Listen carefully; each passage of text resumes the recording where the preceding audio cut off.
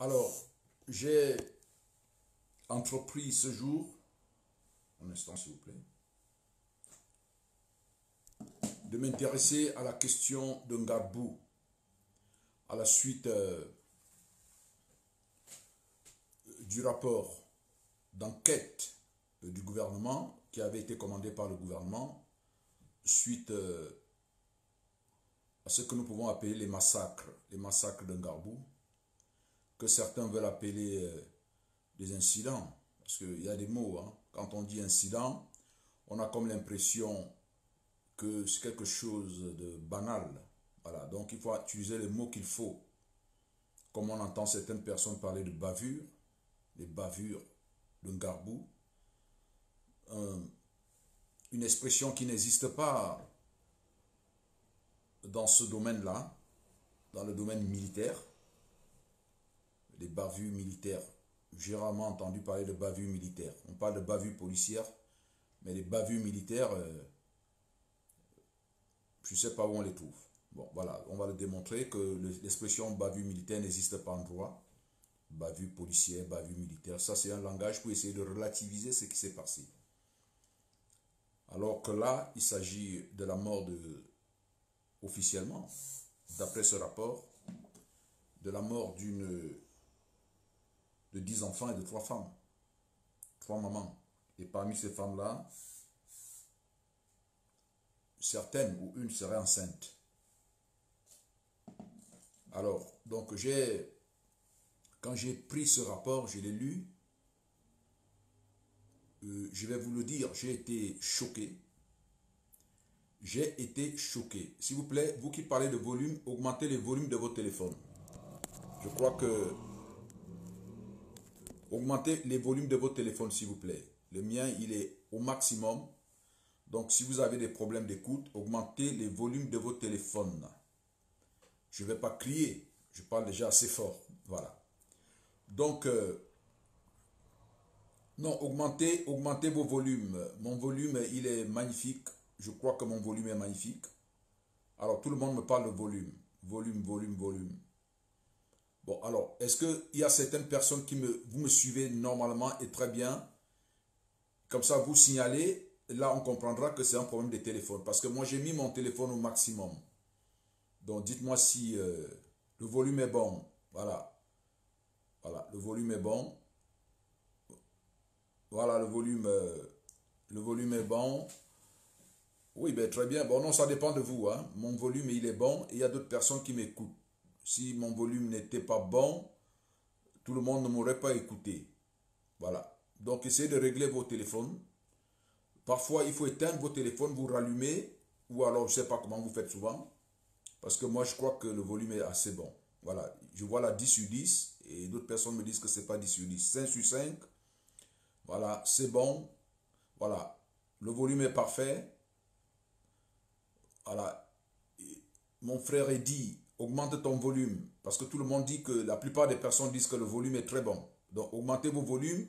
Il y a aussi d'autres personnes, vous suivez un débat, vous êtes à côté du téléviseur de chez vous et vous voulez écouter tout à la fois. Ce n'est pas un téléviseur. Ok. Alors, je vais revenir au sujet. Je disais que quand ce rapport du gouvernement est sorti, j'ai été choqué. J'ai été choqué et je vais donner des raisons pour lesquelles j'ai été choqué. Je me suis rendu compte que dans notre pays, c'est la raison du plus fort qui est toujours la meilleure. Que dans notre pays, on protège toujours les forts, les puissants. On prend soin d'eux. Les faibles, on s'en fout de leur vie, de leur sort. Et je l'ai constaté encore aujourd'hui, lorsque les communicateurs de tous bords, certainement du gouvernement ou du parti au pouvoir, sont arrivés dans les médias en essayant de relativiser, en essayant de dire que bon, oh, c'est des erreurs qui peuvent arriver. Et j'ai suivi un député après avoir dit tant d'inepties. si vous me permettez de dire ça d'un élu du peuple. Dire à la fin, oui, nous adressons des condoléances aux familles du bout des lèvres, par conformisme. Or, il s'agit là d'une situation très grave, d'une situation préoccupante, de la mort de 10 enfants. 10 enfants, des enfants à bas âge, et de leur maman, qui ont perdu la vie, des civils. Et cette façon de relativiser cette situation m'a outré. Et je ne suis pas seul. Ceux qui ont suivi, qui ont vu ces personnages, qui parlaient, qui défendaient, qui essayaient de protéger les forts au détriment des faibles. Parce qu'ils ne courent aucun risque en sacrifiant les faibles. Mais par contre, ils auront un avantage, des avantages matériels, des hommes de chair. Parce que ceux qui sont bien placés pourront leur donner des petits marchés, des petites faveurs matérielles. Alors, ils sont prêts à vendre, comme je dis souvent, leur âme au diable. Voici une situation. Des jeunes soldats camerounais sont envoyés en mission. Ils commettent de l'irréparable, un acte abominable. Et tout ce qu'on fait, on les condamne. On trouve que c'est eux les coupables, les seuls coupables, dit-on, pour violation de consigne. Pour être plus précis, comme je l'ai dit, c'est une plaidoirie devant le tribunal du peuple. Invitez donc le peuple camerounais, invitez. C'est une plaidoirie devant le peuple camerounais. Parce que le peuple est souverain. Et la justice officielle, institutionnelle, n'est rendue qu'au nom du peuple camerounais. Donc le tribunal, c'est le peuple camerounais. Et devant ce tribunal, le tribunal de la vérité, parce que la vérité est du côté du peuple, devant ce tribunal, je viens donc plaider, pas pour les, comment je dirais, pour les innocentés, les jeunes militaires camerounais, mais tout simplement pour établir les véritables responsabilités dans ce qui s'est passé en Gbagbo. Tout autant sur le plan juridique que sur le plan politique. Parce que c'est de ça qu'il s'agit. Alors, je vais lire pour commencer, pour situer les uns et les autres sur les faits.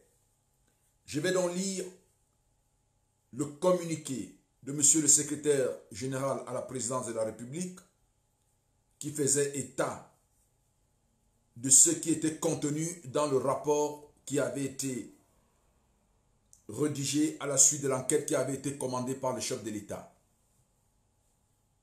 Communiqué, présidence de la République.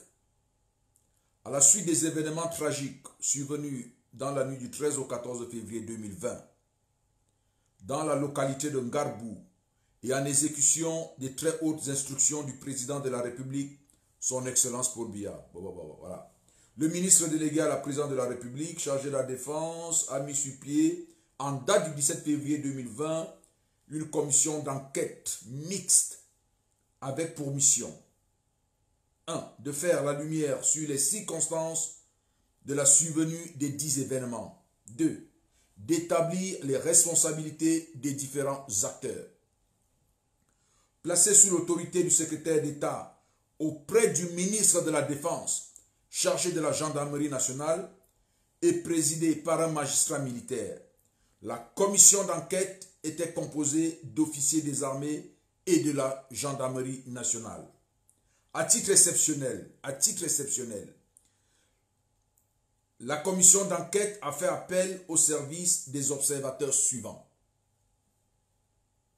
Monsieur Shemuta Divine Banda, président de la Commission nationale des droits de l'homme et des libertés, Monseigneur Joseph Nko, évêque du diocèse de Kumbo, Monsieur Amadou Baba Saleh, imam de la mosquée centrale de Ntumba, Madame Mi Babiana, épouse d'Ingambon, Chief Executive Officer de l'organisation non gouvernementale Bidoulem Humanitarian Association of Peace and Hope, Monsieur Chemui Chrysanthus Chou, secrétaire général de la Commission nationale des droits de l'homme et des libertés pour le Nord-Ouest. D'ordre du chef de l'État, la participation de l'Organisation des Nations Unies aux travaux de la Commission a été sollicitée. Y faisant suite, les Nations Unies ont promis un appui technique auquel la justice camerounaise, désormais en charge du dossier, pourra recourir en tant que de besoin. La commission d'enquête a procédé à des descentes sur le terrain à Bamenda, Kumbomba, Nkambe, Ntumbo et Ngadbou, où elle a effectué différentes constatations, collecté et analysé les indices, recueillis des témoignages qui lui ont permis de reconstituer le déroulement des événements tragiques. Au terme de ces travaux, la commission de l'enquête a abouti aux conclusions suivantes. Les faits. Le village Ngabou, situé dans l'arrondissement de Ndou, département de Ndongamantoum, région du Nord-Ouest, était devenu un centre de regroupement des terroristes sécessionnistes et un pôle logistique de ravitaillement en armes, munitions et combustibles des groupes sécessionnistes situés dans le département de Mbui et une partie dans le département du Ngok et Tunda. Ces terroristes se livraient à des exactions diverses contre les populations locales, vol de bétail, viols, agressions, etc., qui justifiaient une intervention des forces de défense et de sécurité aux fins de protéger ces dernières. Pour ce faire, une mission de reconnaissance a été autorisée le 12 février 2020 par le chef de bataillon Nyangono Zé Charles-Éric, commandant du 52e bataillon d'infanterie motorisée BIM de Nkambe, le sergent Baba Guida, chef du groupe mixte de Ntumbo, la conduisait. Le détachement a quitté la base de Ntumba le 13 février 2020 à 22 h avec un effectif de 3 militaires et de 2 gendarmes. Au cours de la progression, le chef de détachement a pris l'initiative de se faire accompagner par 17 membres d'un comité de vigilance locale. À l'entrée du village Ngabou, le groupe s'est séparé en 2 équipes pour ratisser les quartiers Ngabou 2 et Ngabou 3. Arrivé dans le quartier de Ngabou 3, lieu de la tragédie, l'équipe dirigée par le sergent Baba Guida est composée du gendarme Sanding Cyril, du soldat de première classe Aranga et de 10 membres du comité de vigilance, a donné l'assaut sur la base des informations communiquées par un terroriste repenti et un paysan de la zone. Après des échanges de tirs, au cours desquels 5 terroristes ont été abattus et plusieurs armes saisies, le détachement a découvert que 3 femmes et 10 enfants ont péri du fait de son action. Pris de panique, les 3 militaires, aidés par certains membres du comité de vigilance, ont tenté de masquer les faits par des incendies. Revenu en Tumbo, le sergent Babangida, qui a conduit l'opération, a adressé à sa hiérarchie un compte rendu volontairement biaisé, compte rendu sur la base duquel le gouvernement a initialement fondé sa communication. Au plan des responsabilités, la commission a établi que le chef de bataillon Nyangonoze Charles Éric, commandant du 52e bataillon d'infanterie motorisée BIM, connaissant pourtant la sensibilité de la zone de Ngarbou, où existent de vives tensions intercommunautaires soulignées, n'a pas personnellement supervisé l'opération menée par ces hommes. Le sergent Babangida a associé des civils, armés à une opération militaire, n'a pas maîtrisé ces hommes au cours de la dite opération, a ordonné l'incendie de maisons et volontairement travesti le compte rendu de l'opération et de son bilan. Le gendarme Sandi Cyril a participé à une opération ayant causé la mort de plusieurs personnes et des incendies des maisons. Le soldat de première classe, Aranga, a participé à une opération ayant causé la mort de plusieurs personnes et des incendies de maisons. Les 10 membres du comité de vigilance engagés en Garbou 3, non encore identifiés, ont participé à une opération ayant causé la mort de plusieurs personnes et des incendies de maisons. Le président de la République, ayant pris connaissance du rapport de la commission d'enquête, a prescrit les mesures ci-après. L'ouverture d'une procédure disciplinaire contre le chef de bataillon Nyangonose Charles Eric, commandant du 52e bataillon d'infanterie motorisée BIM, et tous les militaires ayant participé à l'opération de Garbou. L'arrestation du sergent Babangida, du gendarme Sandi Cyril et du soldat de première classe Aranga Gilbert, ainsi que des 10 membres du comité de vigilance impliqués dans les événements tragiques de Garbou et l'ouverture d'une procédure judiciaire contre eux. Les militaires concernés sont d'ores et déjà à la disposition du tribunal militaire de Yaoundé. Les membres du comité de vigilance concernés sont, eux, activement recherchés. L'exhumation des corps des victimes, le recensement des ayants droit, le renforcement de la sécurisation. Voilà. Voilà, mesdames et messieurs, le rapport qui nous situe dans les faits. Ce rapport nous dit que suite à des informations, l'armée a décidé, les chefs militaires ont décidé d'envoyer leurs éléments dans le village Ngarbou pour sécuriser les populations. Ils appellent ça une mission de reconnaissance. Il était 22 heures. Arrivé sur les lieux, il y a eu donc des échanges de coups de feu entre ces soldats et les terroristes. Et c'est bien après que les militaires vont se rendre compte qu'il y a des morts civiles, dont 10 enfants et 3 femmes. Au lieu de faire constater cela à la hiérarchie, alors hiérarchie, ces militaires-là ont décidé de mettre le feu aux maisons. Et un détail très important, ou alors qui sera d'ailleurs déterminant, c'est que ces gendarmes, ces militaires, ces soldats, appelons-les comme ça, ont requis des civils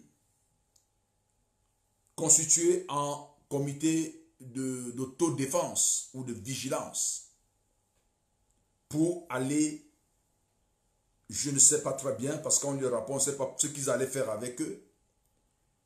Ils sont arrivés sur les lieux et ils ont tué 5 terroristes, 10 femmes, 10 enfants et 3 femmes. Et dans ce rapport, on nous dit qu'il y avait dans cette zone, dont l'État ou alors l'armée savait que dans cette zone, il y a des conflits intercommunautaires. Nous n'allons pas chercher midi à 14 heures. Nous savons tous qu'il y a un conflit entre l'ethnie Bororo et les tribus anglophones au sens d'autochtones, si on peut le dire, parce que ces Bororo-là, d'origine, ils viennent du nord. Donc, il y a un conflit là-bas, intercommunautaire, entre ce groupe tribal Bororo et des populations de Ntumbo, de Ngarbou, de Dongamantoum. On a toujours vu des vidéos où ces populations Bororo-là, les Fulani, se regroupent pour faire la guerre, pour se constituer en autodéfense. On les a d'ailleurs vus souvent accompagnés des militaires. On les a vus accompagner des militaires. S'il vous plaît, envoyez des j'aime. Ceux qui envoient des têtes de mort, je vais vous bloquer. Alors, je vais vous bloquer. Je ne sais pas comment est-ce qu'on contrôle ceux qui envoient des têtes de mort là. Je vais vous bloquer, monsieur. Vous serez bloqué. Envoyez des j'aime parce qu'ils veulent couper. C'est très important ce que nous sommes en train de faire. Donc, s'il vous plaît, envoyez des j'aime, envoyez des cœurs maximum. J'ai demandé aussi que vous invitiez nos militaires, des autorités civiles à venir suivre parce que ce sera très riche. C'est très très riche. Donc, il y a donc un conflit tribal dans cette zone. Et on nous apprend que les militaires ont recouru à cette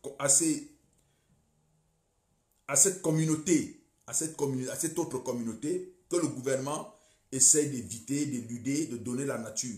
Il s'agit de quelle communauté? Ils reconnaissent qu'il y a un conflit intercommunautaire, c'est dit dans le rapport, mais ils ne veulent pas dire s'il s'agissait du groupe Fulani qui allait attaquer les habitants de Ndongamantoum. Parce que nous avons vu bien après, il y a un reportage où des populations Fulani s'exprimaient par rapport à ce qui s'est passé en Garbou. Le préfet avait été en visite là-bas. Nous avons vu cela. Donc nous savons très bien ce qui s'est passé là-bas. On n'est pas en train de mettre le feu entre les communautés, mais ça s'est passé parce que le gouvernement reconnaît qu'il y a des conflits intercommunautaires là-bas et que des comités d'autodéfense certainement d'un groupe ont accompagné l'armée pour aller commettre ces exactions. Ça, c'est un fait. Je vais maintenant faire une analyse, d'abord sur la forme, et même pas seulement la forme, mais sur cette enquête. Nous voyons des militaires. L'armée est accusée. Quand on accuse l'armée, on accuse la chaîne de commandement. Quand on dit que les militaires ont commis des actes, on accuse la chaîne de commandement. On dit que c'est l'armée. L'armée a commis des actes. Mais l'enquête qui est faite, elle est faite par l'armée. L'enquête qui est faite par l'armée. À l'intention du public camerounais pour informer ce qui s'est passé. C'est monsieur le secrétaire d'État à la gendarmerie qui coordonne l'enquête. Et les autres qui interviennent là, on les consulte à titre exceptionnel. Mais l'enquête, c'est une enquête militaire. Comment peut-on faire une enquête militaire alors qu'il est possible, dans le cadre des ordres qui sont donnés dans l'armée, que les chefs militaires ou les chefs en gradation, pas en grade, en gradation, c'est-à-dire le premier chef militaire au Cameroun, le chef de l'État, peut être concerné par cet ordre. Parce que voyez-vous au Cameroun, le ministre de la Défense du Cameroun, c'est le chef de l'État, c'est le président de la République, qui est ministre de la Défense. Le ministère délégué à la Défense est un service rattaché à la présidence. C'est un ministère, c'est pour ça qu'on parle de ministre délégué. Donc c'est la présidence de la République. Le ministre délégué au Cameroun, le ministre délégué à la Défense au Cameroun n'est pas le ministre de la Défense. Il est ministre délégué auprès du président de la République chargé de la Défense. Donc il a un mandat, il agit par mandat. Donc le président de la République lui donne mandat. Donc quand on commet donc une enquête où les instructions peuvent venir du sommet, c'est-à-dire que du ministre de la Défense qui est le président de la République, des instructions peuvent venir du ministre délégué, peuvent venir du chef d'état-major de l'armée, peuvent venir des commandants, des colonels, de tous ceux qui sont dans la chaîne de commandement. Et c'est à ces autorités-là qu'on confie maintenant de faire l'enquête. Mais entre nous, vous pensez que ces personnes-là peuvent enquêter contre elles? C'est-à-dire que vous êtes parti dans un procès et c'est aussi vous le juge. Ce n'est pas possible. Ce n'est pas possible. Et le résultat est là. On voit que on coupe la chaîne de commandement à un certain moment. On accuse tout simplement les soldats qui sont allés sur le terrain. Et c'est là où je trouve qu'il y a une injustice quelque part. Il y a une injustice, ça ne veut pas dire que ces militaires n'ont pas commis d'abomination. il y a une injustice tout simplement parce que l'enquête qui est faite par des personnes qui elles-mêmes peuvent être accusées dans le cadre de cette affaire. Parce que voyez-vous, dans l'armée, il y a l'ordre. D'où est venu l'ordre? Ce n'est qu'une enquête indépendante, une enquête hors réseau militaire qui peut établir où est venu l'ordre. Et on arrive à ce qu'on est en train de voir, des jeunes soldats qui sont sacrifiés. J'ai dit qu'ils sont jetés en pâture devant le tribunal militaire pour répondre des faits assez graves, qui sont tout simplement des faits de crimes de guerre et des faits de génocide. Et je vais m'expliquer sur la qualification des infractions tout à l'heure. Donc vous voyez ce qui est en train de se passer. Donc ces jeunes-là, ces soldats, parce que vous voyez, un soldat de première classe, nous savons qu'ils sont recrutés très jeunes. Peut-être qu'il a moins de 25 ans, peut-être qu'il a 22 ans, peut-être qu'il a 19 ans.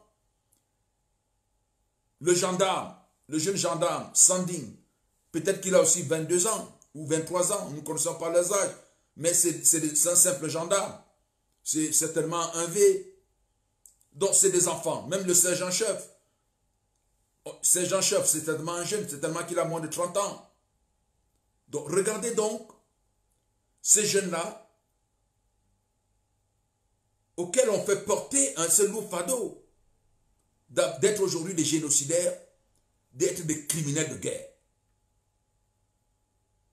Oui, c'est de ça qu'il s'agit. Parce que d'après les conventions internationales, la convention de Genève,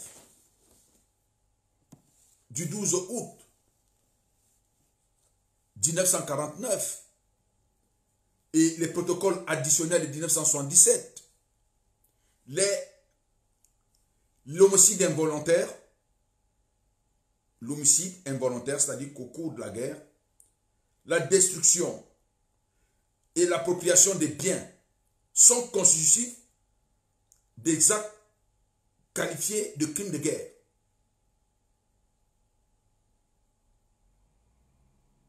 Et nous voyons aussi dans le déroulement des faits, nous voyons qu'ils se sont appuyés sur un repenti. Parce qu'on parle d'un repenti qui a indiqué, un terroriste repenti. Donc on y voit là aussi un autre cas d'ouverture ou un autre cas ou un acte de crime de guerre. Ça veut dire quoi? Le fait de contraindre un prisonnier ou une personne protégée à servir dans les armées ou dans votre armée qui était une puissance ennemie il y a quelque temps. Donc si vous arrêtez un prisonnier de guerre et que vous l'amenez à combattre avec vous contre son camp, son ancien camp, c'est un crime de guerre. Ou alors une personne protégée. Les repentis, il y a une loi au Cameroun, je crois un texte qui a été pris, ils sont en train d'être insérés. Et la réglementation internationale interdit qu'une personne qui est repentie puisse servir encore dans le champ d'opération.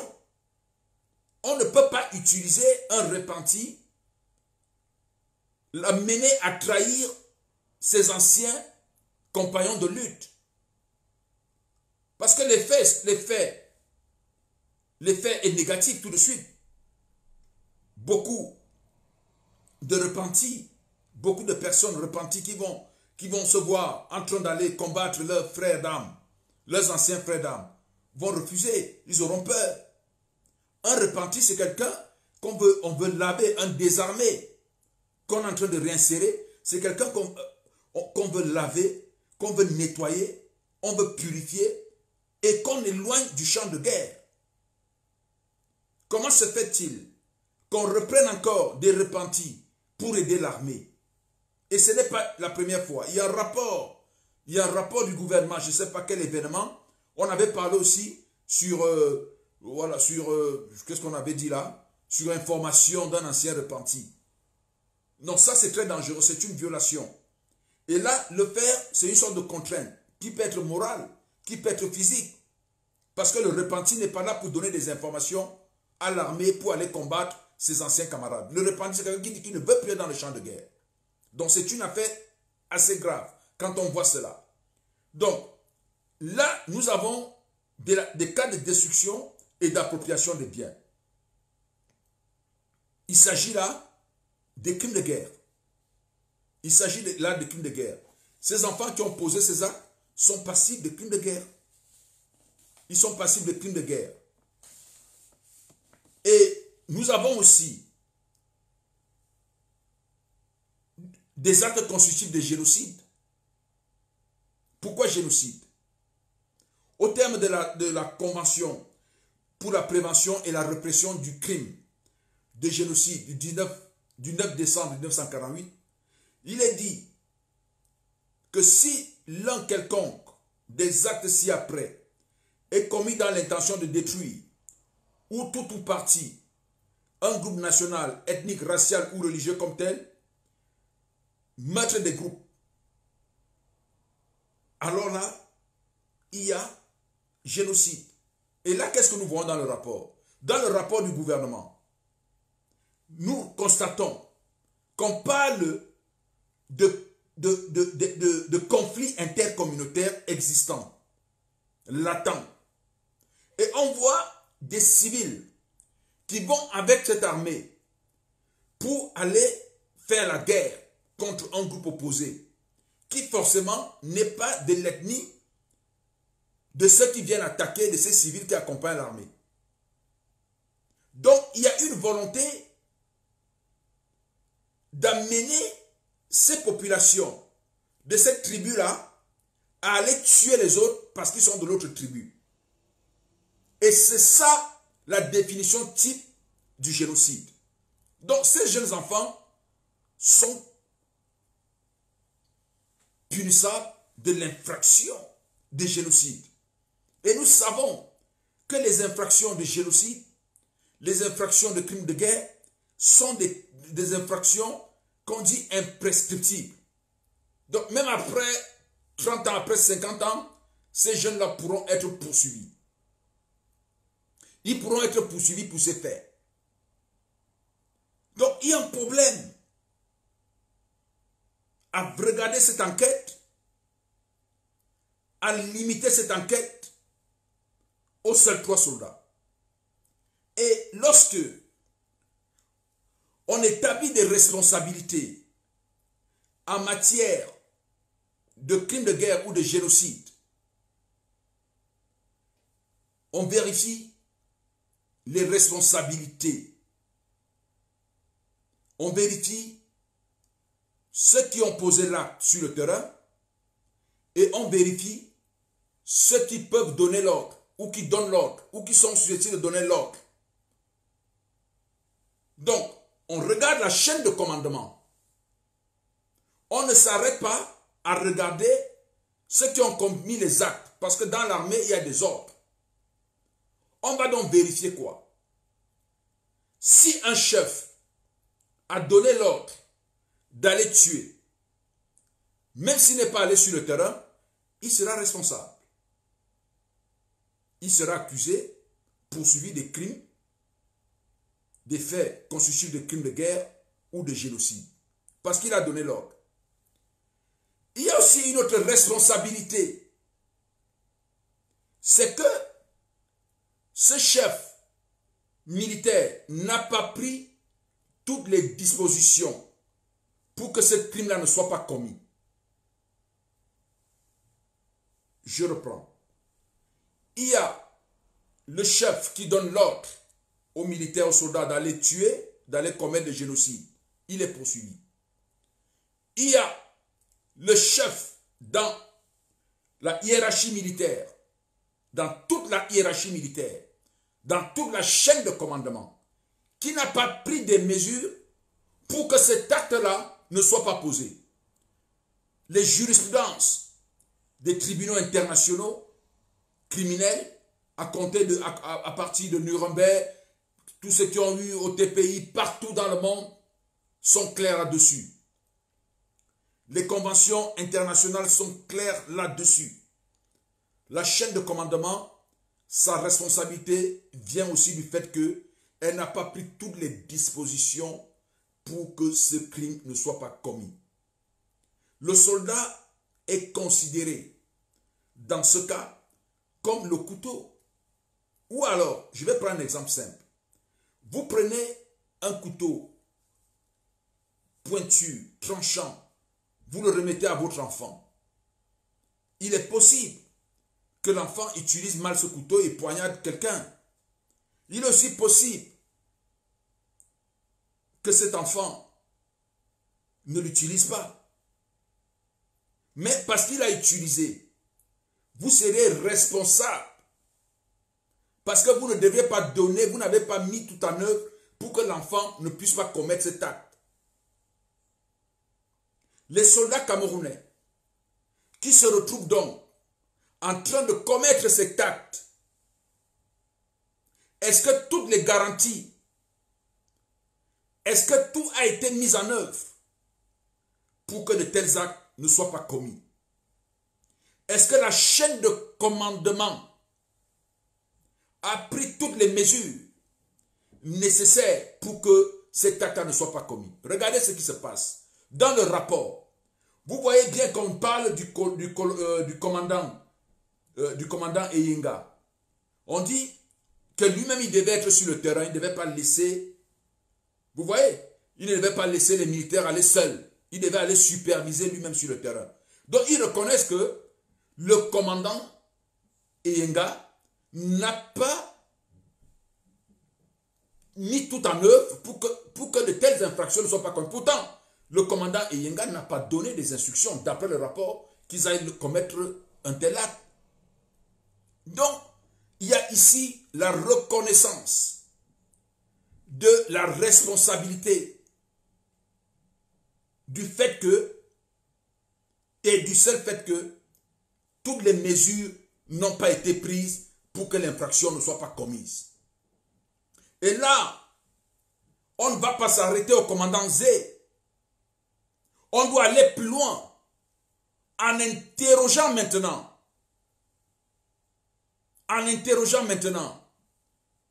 le bien fondé de cette guerre. Mais il s'agit de quoi? Est-ce qu'un militaire qu'on envoie commettre, aller faire une guerre,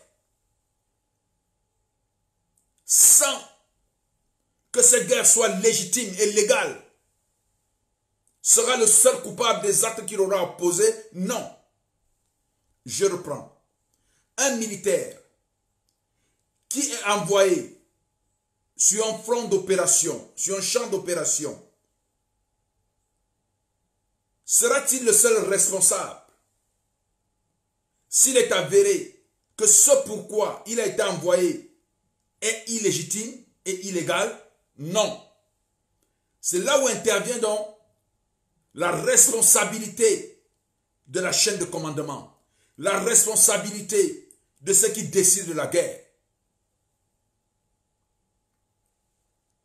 Prenons le cas de cette guerre du nord-ouest et du sud-ouest. Cette guerre, aucun Camerounais ne peut nous dire s'il s'agit d'une guerre ou bien s'il s'agit d'une opération de maintien de l'ordre.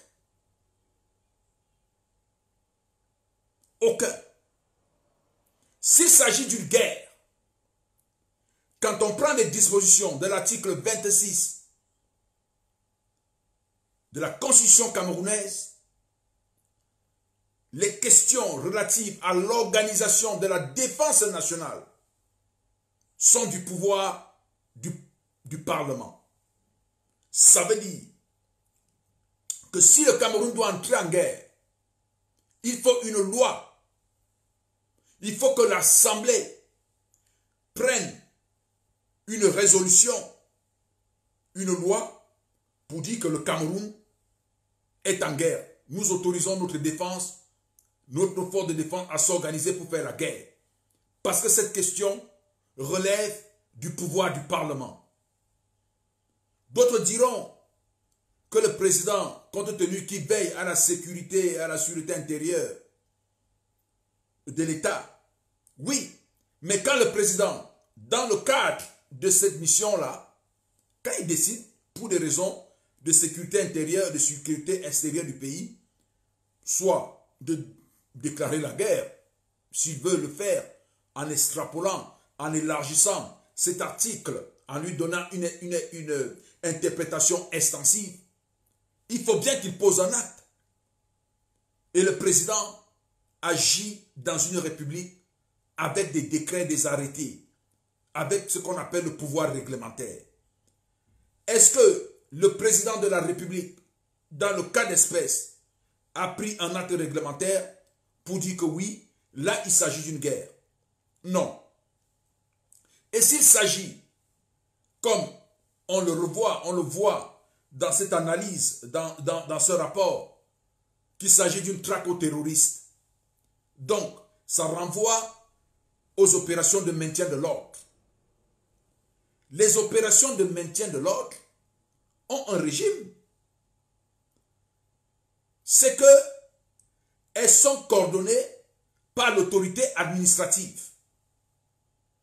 Or là, nous voyons bien qu'il ne s'agit pas d'autorité administrative qui agit, mais de l'armée, de la gendarmerie, même si elles interviennent en tant que force de l'ordre. Mais dans le cas d'espèce, il faut qu'on spécifie qui envoie les soldats au nord-ouest et quel est le cadre légal pour lequel ils vont au nord-ouest. Est-ce une opération de maintien de l'ordre? Dans ce cas, il y a obligation de respecter la démarche en matière de maintien, d'opération de maintien de l'ordre. Et en matière d'opération de maintien de l'ordre, attention, est-ce qu'il y a des missions de reconnaissance? Parce qu'en matière, au vu de la loi camerounaise, en matière de maintien de l'ordre, l'armée, les forces de l'ordre, premier ordre, deuxième, troisième ordre, agissent en légitime défense. Utilisent les armes en légitime défense. Donc, quand l'armée est attaquée, pendant qu'ils sont en train de maintenir l'ordre, ils peuvent user de leurs armes. Si les autres ont des armes. Mais, l'armée, dans le cas du maintien de l'ordre, qui n'est pas tout de suite dans une situation de légitime défense, il y a un petit problème. Il y a un petit problème.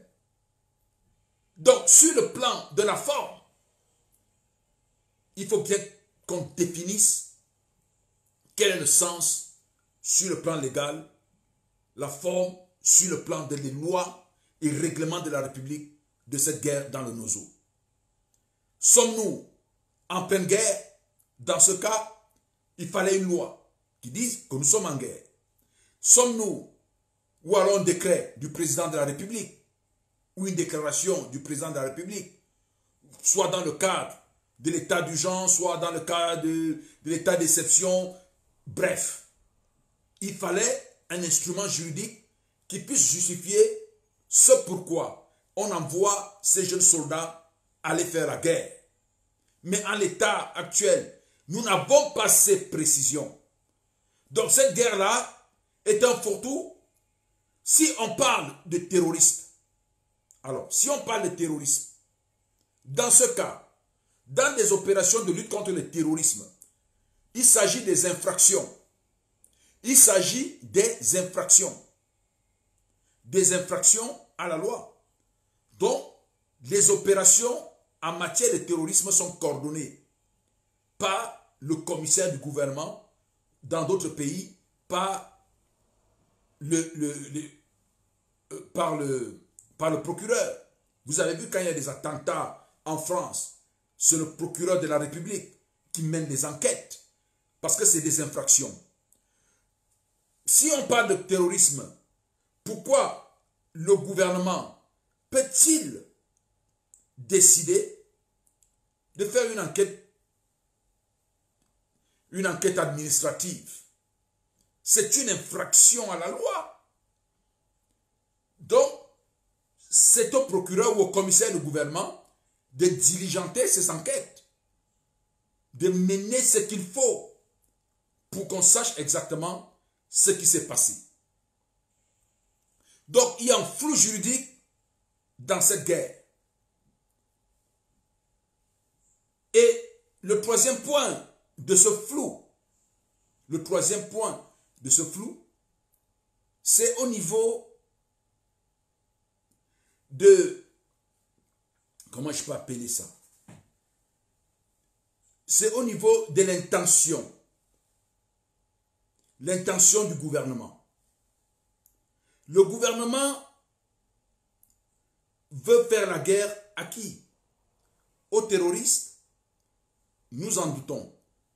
Parce que le gouvernement lui-même dit qu'il y a une crise identitaire dans le Nozo.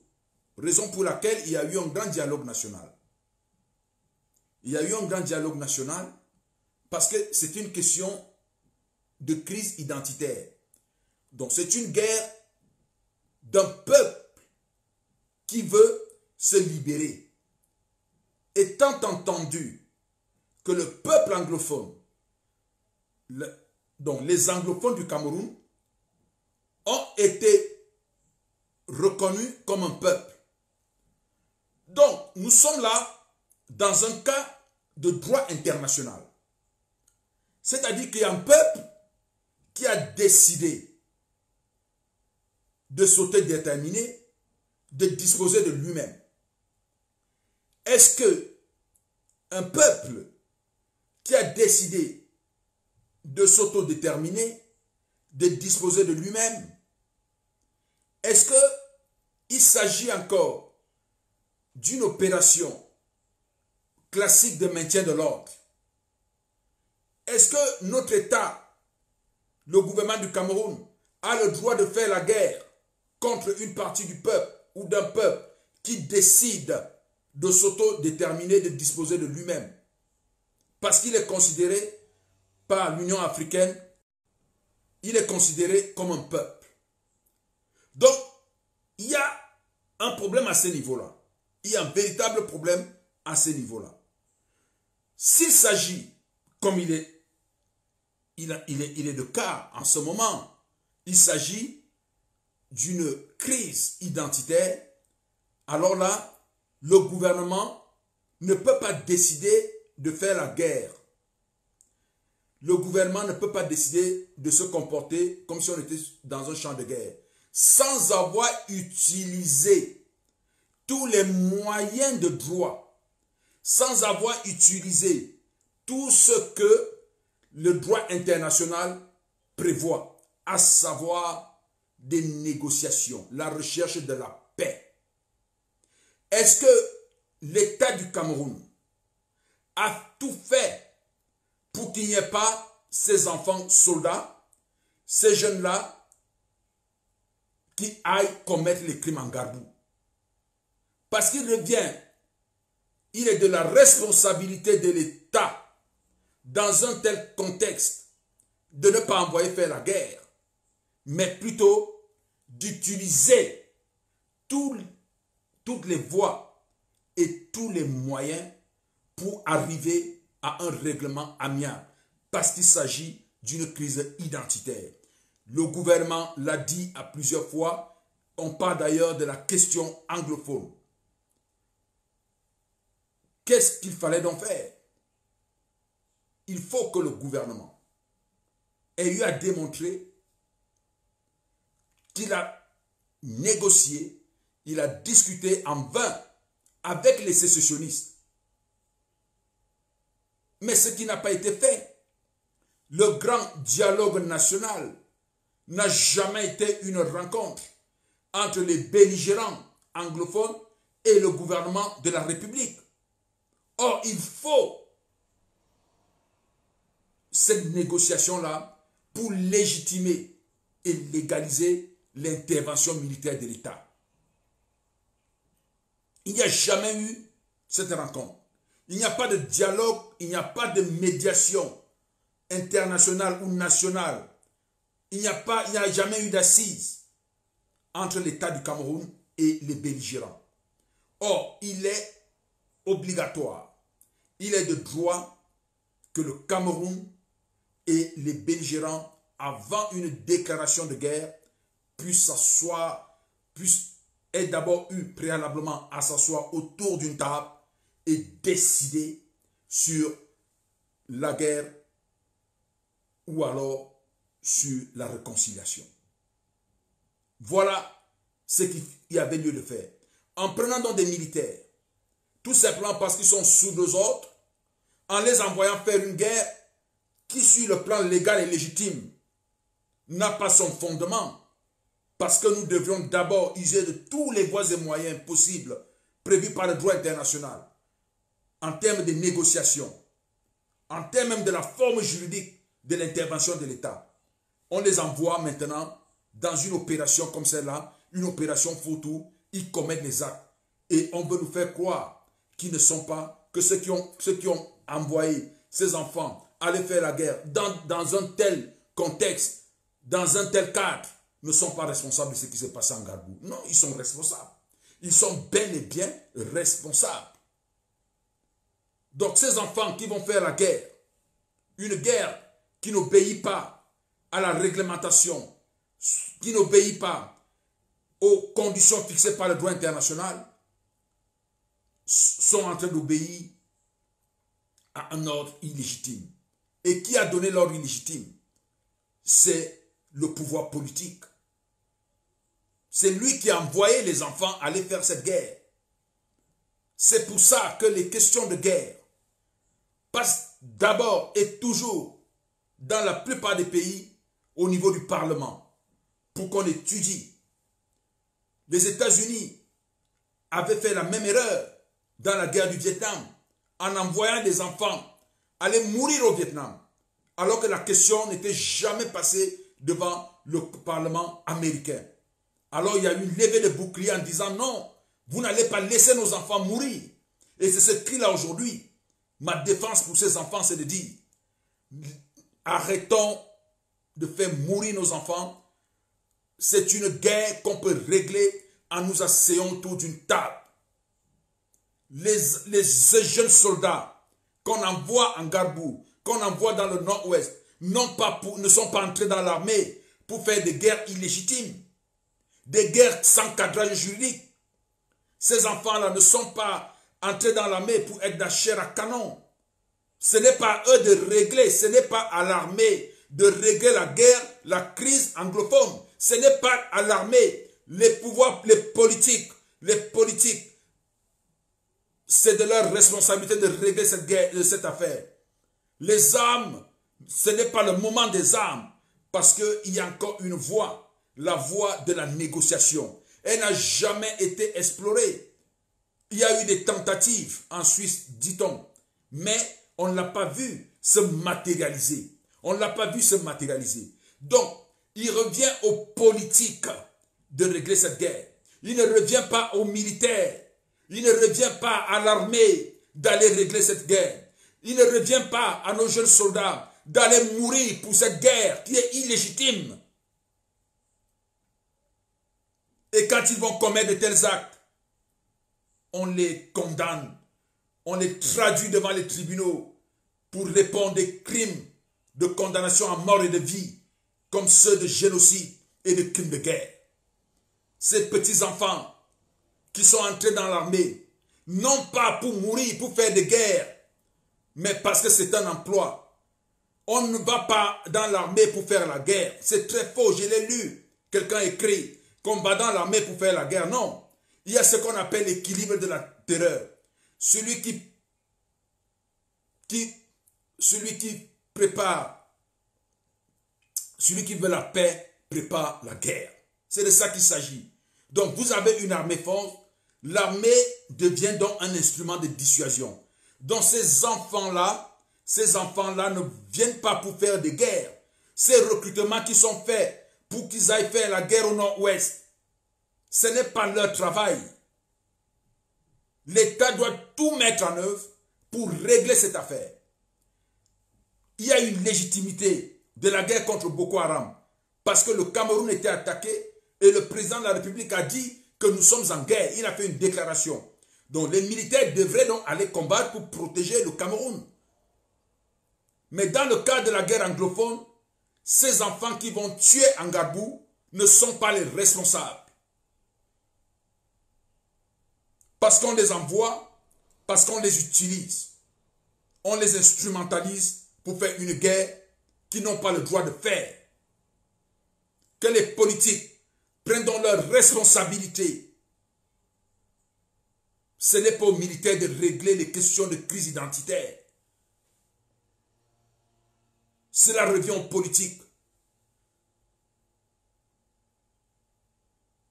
Il est donc question pour la hiérarchie militaire de s'asseoir et de poser la question aux politiques. Pourquoi nous allons mourir dans le nozo? Pourquoi nous allons mourir dans le nozo? Est-ce que vous avez tout mis en œuvre pour que nous envoyions des enfants mourir? Ces jeunes soldats, arrachés à leur famille, arrachés à leurs femmes, laissant parfois des petites veuves, des jeunes veuves et des petits orphelins.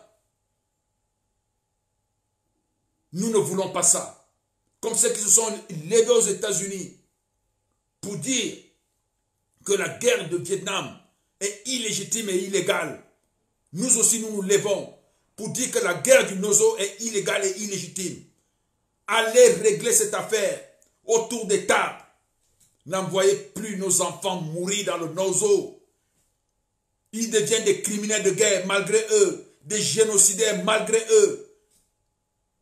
Parce que nous sommes aussi dans un pays où il n'y a pas assez d'emplois.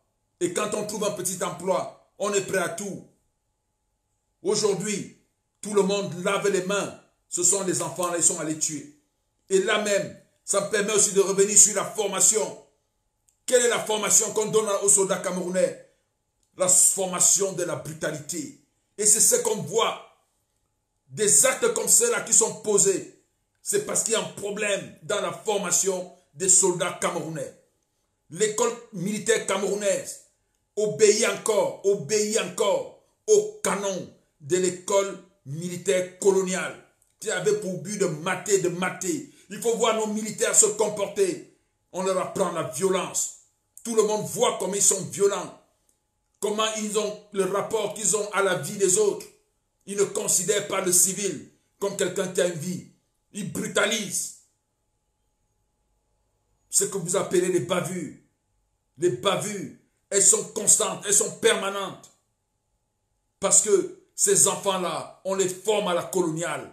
On ne les forme pas à l'armée moderne. Certes, vous allez me dire qu'on leur fait des cours en matière de droits humains, de respect de la liberté. Mais ce n'est pas suffisant. C'est juste des cours. Mais la formation, parce que ceux qui ont formé ces enfants-là, aussi ont été formés à la coloniale. Donc c'est une succession de formations à la coloniale. Vous avez souvent suivi, quand ces enfants chantent, quand ils entrent en formation, ils commencent à chanter des grossièretés.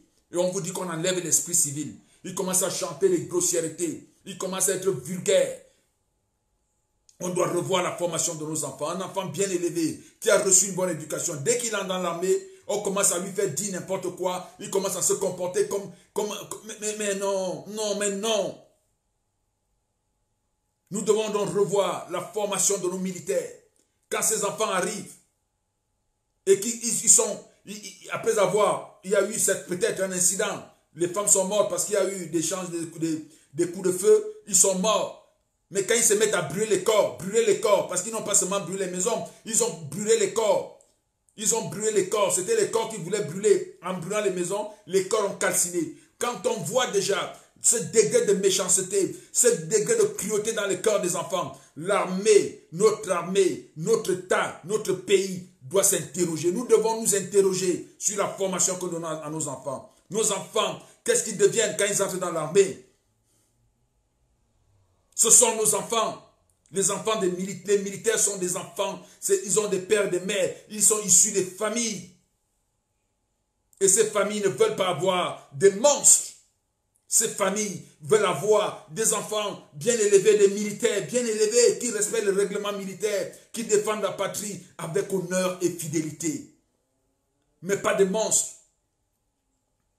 Moi, quand vous lisez ce qu'ils ont fait, après avoir constaté que les enfants sont morts, et leur maman, ils ont pris certainement de l'essence, ils ont versé sur eux, ils ont mis le feu. C'est très grave. Ça veut dire que ces enfants n'ont plus de cœur. Ça veut dire qu'ils peuvent commettre d'autres actes abominables. Et pourquoi ont-ils peur quand ils ont déjà commis de telles infractions, quand ils ont constaté que les bébés sont morts, les enfants sont morts? Pourquoi ont-ils peur si c'était un simple accident?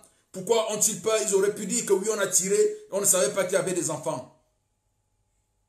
Ça veut dire qu'il y a anguille sous roche. Ça veut dire que ces enfants sont capables de donner la mort aux enfants. On a vu ceux qui ont tiré à l'extrême nord. Moi, je pleure quand je vois cette maman, je vois ce petit garçon que la maman portait, cette petite fille bandée des yeux, qu'on a arrosé de balles. Je pleure, ça me fait mal. Mais en même temps, je regardais les militaires qui faisaient cela, j'avais mal aussi pour lui. Je voyais l'homme déshumanisé. Qu'est-ce qui se passe? Notre armée, elle est politisée. On peut assumer à cette armée les causes politiques. Nous avons suivi, j'ai suivi le chef, le porte-parole de l'armée. Il a fait des développements sur une vidéo qui passait sur Internet où il parlait de politique, il ne parlait pas d'armée. Pourquoi les politiques? Pourquoi les politiques, vous voulez transformer notre armée en un instrument politique? C'est dangereux. Sortez notre armée de nos questions politiques. Laissez-nous régler les questions politiques entre nous. L'armée n'est pas là pour servir le politique. Sortons notre armée de nos batailles, de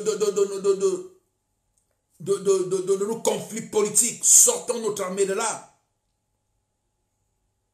L'armée n'a pas fait ce genre de discours. Tout simplement parce que les civils, les politiques, vous avez le pouvoir. C'est vous qui les nommez. C'est vous qui décidez sur leur vie. Et chacun vient donc utiliser l'armée là pour que cette armée là serve sa cause politique. Non. Notre armée doit être au-dessus. Nous n'avons pas à mêler notre armée dans nos affaires, nos querelles politiques. Il y a une crise identitaire dans le nozo. C'est une affaire de politique. Asseyons-nous autour d'une table, réglons cette affaire. Ce n'est pas l'armée, comme j'entends certains intellectuels dire, oui, l'armée doit durcir, l'État doit durcir, l'armée doit tuer, l'armée doit... Ce n'est pas l'armée de régler cette affaire. C'est à nous. Et c'est quand nous aurons tout essayé, même s'il faut aller devant les juridictions internationales, c'est à ce moment-là qu'on dira, mais on a tout fait, ces gens-là sont de mauvaise foi, sur le plan international, nous avons raison, nous avons négocié, ils ont refusé, nous avons saisi les instances compétentes au niveau, qui peuvent faire de la médiation au niveau international, ils ont refusé, alors maintenant, pour maintenir l'intégrité du territoire, nous pouvons faire la guerre.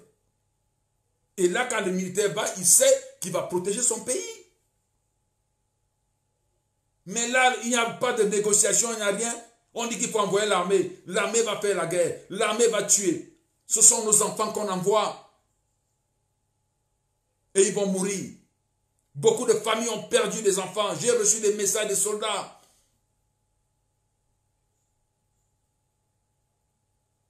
Dans mes activités pastorales, il y a des soldats qui m'appellent à une époque au début, quand on les envoyait là-bas au nord-ouest, c'était surtout les gendarmes, et qui me disaient, pasteur, s'il te plaît, prie pour moi, parce que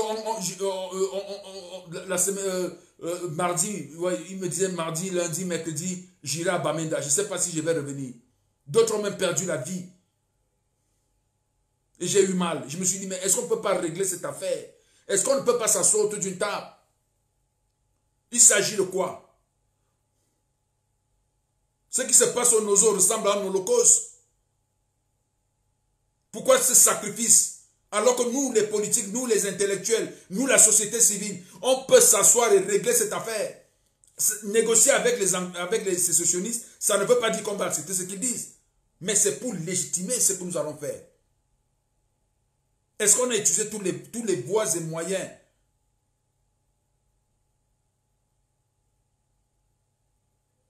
Des familles sans deuil.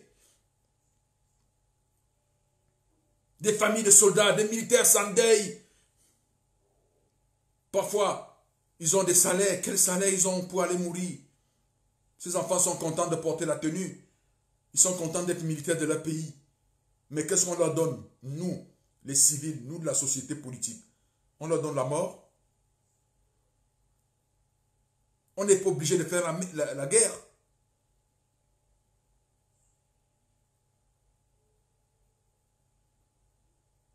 Alors, je vais dire que les coupables, c'est nous. C'est nous la société politique. C'est nous les intellectuels. C'est nous la société civile. Des crimes d'un garbou. Parce qu'on est incapable de régler cette affaire, on la donne aux militaires qui deviennent des criminels de guerre, qui perdent leur vie. Ce n'est pas leur guerre.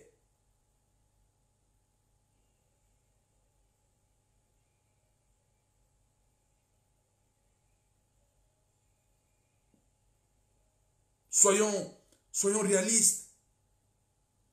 Soyons humains.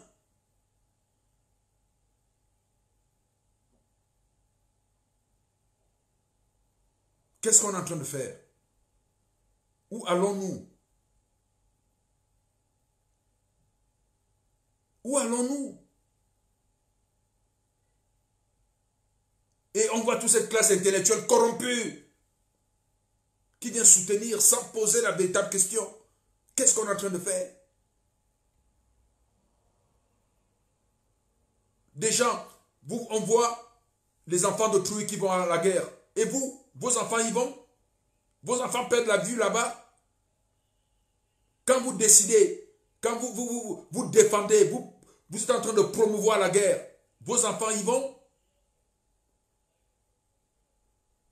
C'est les enfants des pauvres, ces petits soldats-là, qui font ces guerres.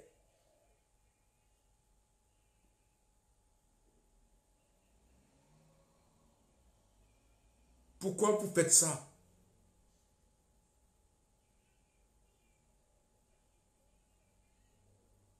Négocions. Quand il y a un rapport de force, on négocie, ce n'est pas une affaire d'orgueil.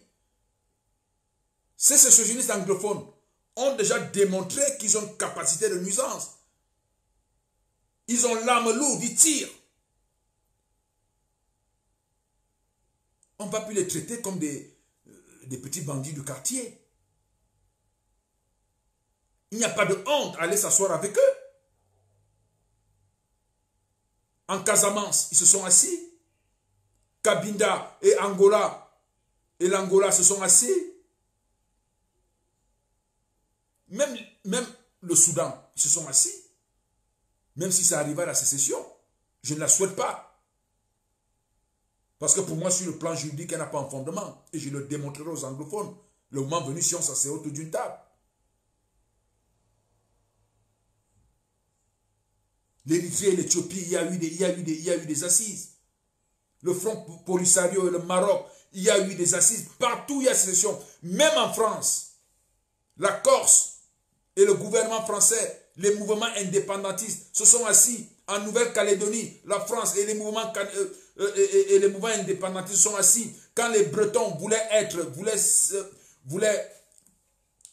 avoir leur État, ils voulaient se séparer de la France. Il y a eu des négociations avec des mouvements bretons. Il y a des négociations partout. Pourquoi refusons-nous d'avoir des échanges, une discussion en direct avec ces gens? Ils sont si redoutables. À ce point, je sais aussi qu'il y a de nombreuses personnes qui veulent cette guerre parce qu'on débloque beaucoup d'argent. Il y a une économie de guerre qui se développe. Elle n'est pas seulement chez les terroristes. Nous n'allons pas tuer nos enfants parce que vous voulez vous enrichir, mettre l'argent dans vos poches et laisser nos enfants aller mourir là-bas. Beaucoup d'entre vous s'enrichissent. Beaucoup d'entre vous gagnent des marchés, leurs proches gagnent des marchés, sous prétexte de faire de livrer des vivres, de livrer je ne sais pas quoi, des armes, de livrer pour cette guerre. Parce que là, ça sort sans compter, sans contrôle. Parce que s'il n'y a pas la guerre, il n'y aura pas cet argent. Alors il faut laisser la guerre. Parce qu'on s'enrichit. Pourquoi nous devons nous taire et venir dans les radios et les télés, comme j'ai vu ce midi, voir ces intellectuels, ces personnes qui ont vendu leur âme au diable, venir défendre l'indéfendable.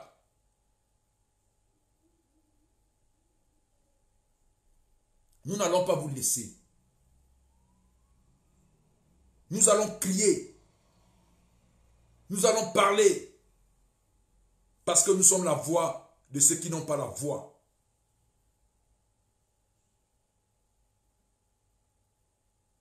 Ces jeunes militaires qui meurent. Pensons à eux. Ce sont des innocents. Ces jeunes de Ngarboula là. Ils ont commis des actes abominables.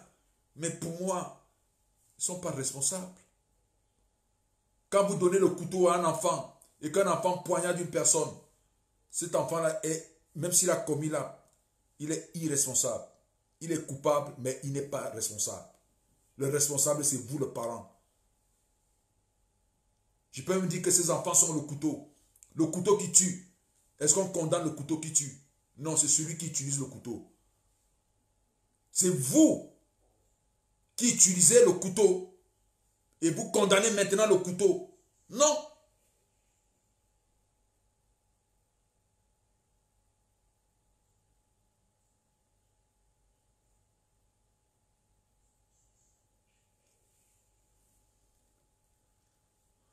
Alors mes chers compatriotes,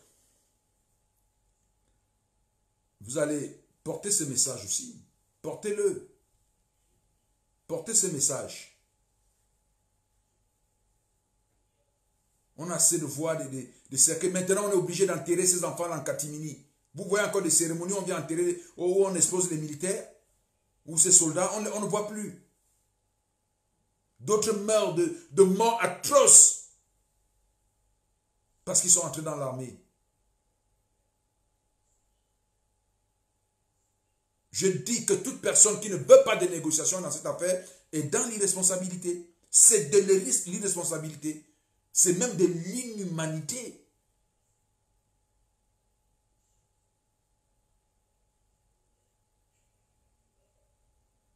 Quels intérêts avez-vous à ce point où il faut que les enfants meurent, les enfants soldats soient recrutés en masse pour aller mourir au nord-ouest, au sud-ouest?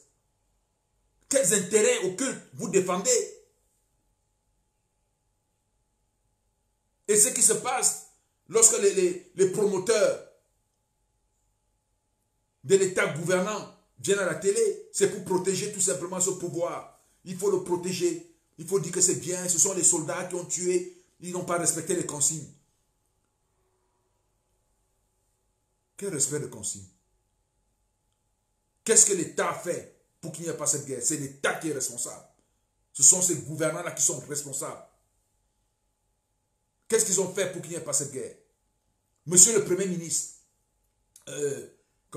Inoni Ephraim, je ne sais pas comment on l'appelle là, John Gouté, excusez-moi, le Premier ministre John Gouté, il va dans le nord-ouest, le sud-ouest, il fait un discours. Il dit que nous allons discuter de tout. Les populations sont contentes, tout le monde applaudit. Quelque temps après, un ministre de la République va dans une chaîne internationale. Il dit qu'on ne va pas parler on ne va pas négocier, on ne négocie pas les questions de la forme de l'État. Pour bloquer toute négociation. Et le Premier ministre est obligé de s'asseoir, de se mettre dans son côté. Et on lui demande maintenant d'aller diriger un dialogue national qui n'avait ni tête ni queue. Un dialogue national, on a eu des égoïstes aller s'asseoir, discuter, à être invités à ce grand dialogue national pour ne parler de rien. Ils étaient contents d'être logés dans les hôtels. D'autres ont pris des avions, sont arrivés là-bas alors qu'ils ne sont même pas concernés par la guerre. La guerre, c'est le gouvernement face aux belligérants, ceux qui ont des armes.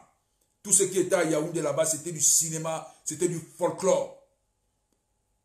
Vous avez utilisé l'argent du gouvernement pour rien. Le résultat aujourd'hui, c'est que nous avons nos enfants soldats qui deviennent des criminels de guerre, des génocidaires. Et d'autres perdent leur vie. Nous avons des enfants qui meurent au nord-ouest. Des petits-enfants. Et là, je vais vous dire que quand les enfants meurent dans une république, faites très attention. Parce que l'âme d'un enfant, c'est la pureté. Je ne voudrais pas vous prêcher un évangile, mais je sais que dans toutes vos spiritualités, on protège les enfants. Et quand une nation voit ses enfants mourir, sacrifiés, à cause de la guerre entre adultes, qu'est-ce que ces enfants ont fait?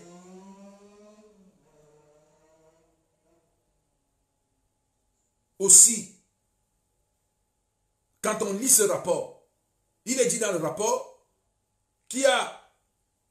dans ce rapport-là, il est dit qu'il y avait des enfants dans les maisons. Ils allaient vers les maisons. Oui. C'est-à-dire qu'ils allaient dans les lieux des habitations. Ce n'est pas peut-être ce rapport. Il y a un autre rapport.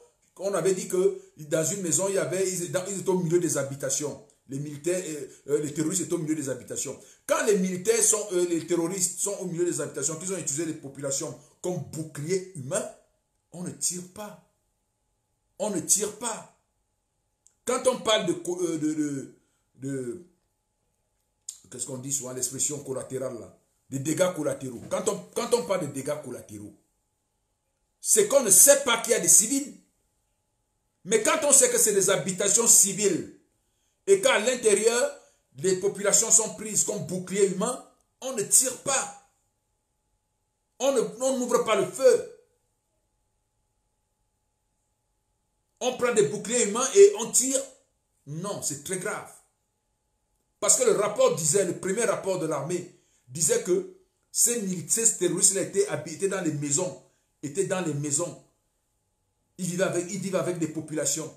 Et quand l'armée va tirer, elle se rend responsable de la mort des personnes. Alors,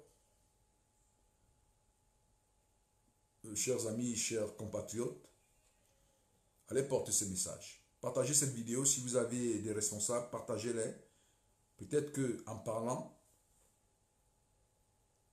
certains peuvent avoir un certain éveil de conscience et se dire que ce que nous sommes en train de faire, ou alors s'arrêter un peu.